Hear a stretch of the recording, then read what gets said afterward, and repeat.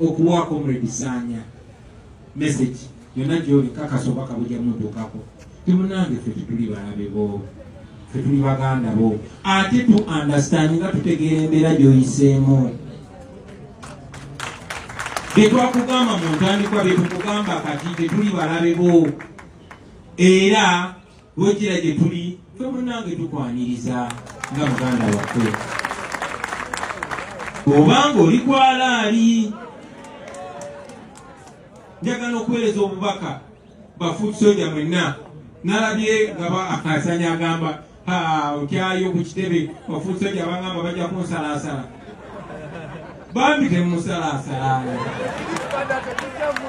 njagala mu understanding tinga abasiraamu bwe bagamba nti imaani ziba ne levels kati oyinza okuba nga gwerevoyo muwa nga imaani yo eri kaali okusinga eyasaanya tomunyiigira kuba yesi imaani kaali wabula mukwateko naye anywere so Saanya bw'aba abatuukiridde mumwanirize ng'owooluganda era mumugulirewo emiryango gyammwe naye temusooka kugulawo gwa mu kisenge naye musooke mugulewo eby'omuddiiro mumwanirize mumubudaabude kuba akyetaaga bali tebamwagala bamaze omufunamu kye baagala so Saanya bwe mumusuula bwe tumusuula bwe tutyo obulamu bwe tuba tubutadde mu matigga bali tebamwagala ate naffe abandimwaniriza bwe tumusindiikiriza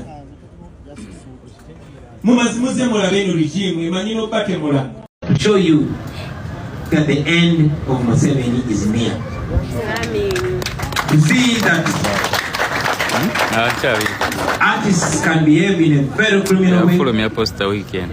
Go to Kabakas, Lubini, beat up people, do all manner of violence, and all police can say, oh dear, as you see now. And I liked Mr. Moshi Street. He described it better. Akumu sana moja nabi nanda mulugana nje chinyonyola ndoza mungerisi esinga. Mama sijecho meya waruka. Nje chinyonyola mulugana.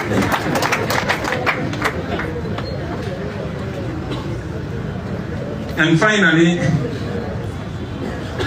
the NUP members who abandoned mumubudabude mumugambe tumwagala mumugambe mutumidde era mumugambe tujja mulabira ku bikolwa bye mubiko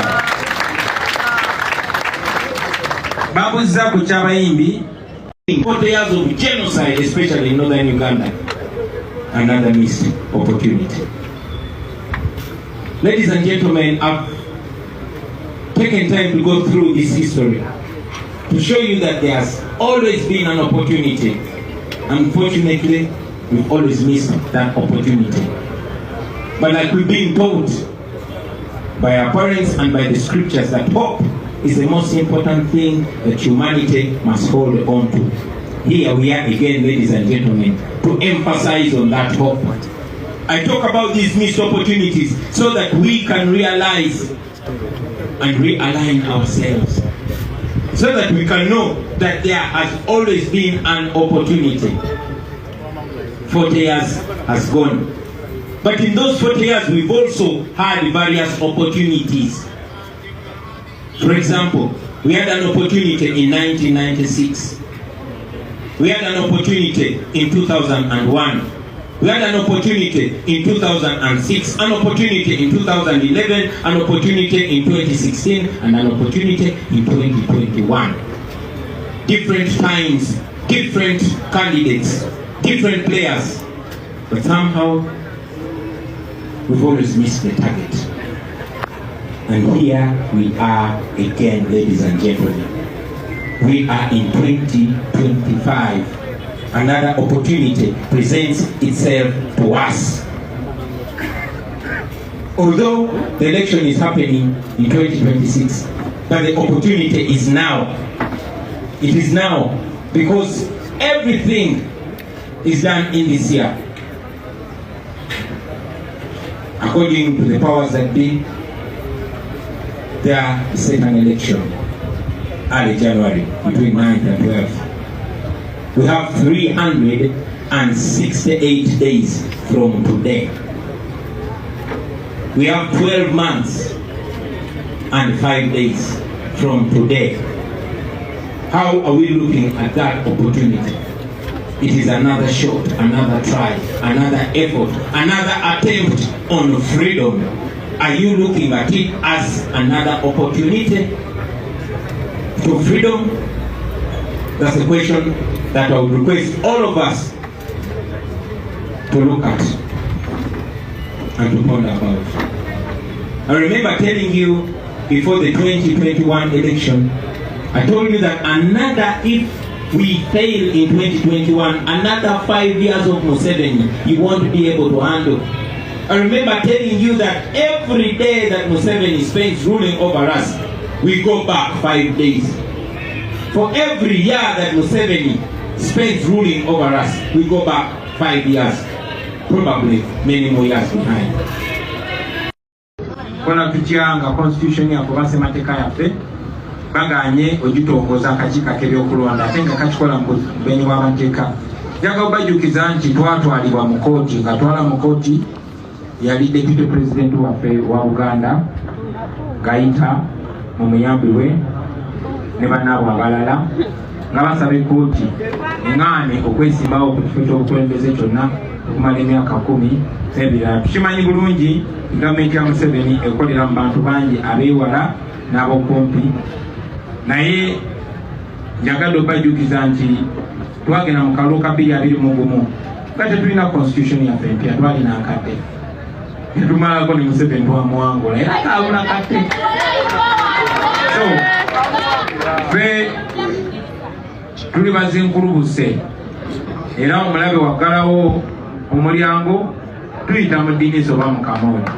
So ekyo kyo bwe mbanze ekyabakulembedde mukitulekera.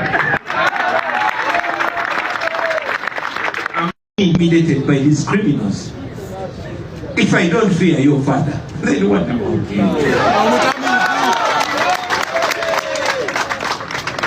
I just ignore you because you're not one responding to it.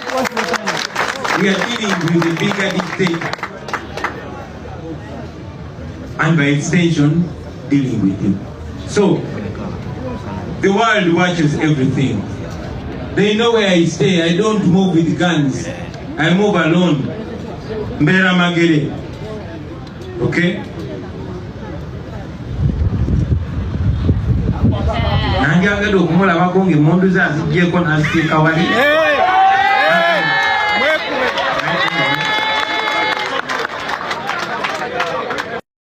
Mulaba abayimbi nga bali mu ngoye z'amagye batambula. Ekikulaga double standard kikulaga obutali bwenkanya.